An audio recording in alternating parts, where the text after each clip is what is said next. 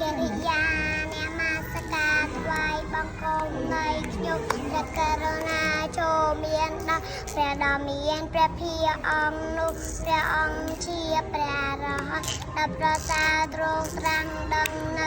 ញយធម៌ទាំងពុះដោយប្របីចំពោះព្រះអង្គអត់មានគ្រូអាចារ្យណាប្រដៅព្រះអង្គឡើយ